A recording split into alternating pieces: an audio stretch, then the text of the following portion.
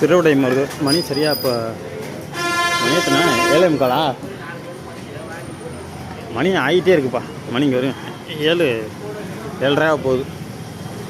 திருவிடைமருதூர் இப்போ தான் வந்திருக்கோம். போயிட்டு சாமியை கும்பிட்டு இது வடக்கு வாசல். கோபுரம் தெரியுது பாருங்கள் அங்கே.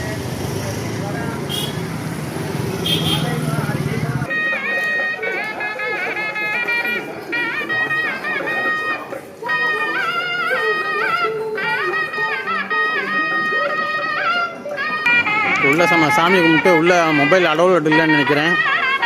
உள்ளே இறங்கி போகிறோம்.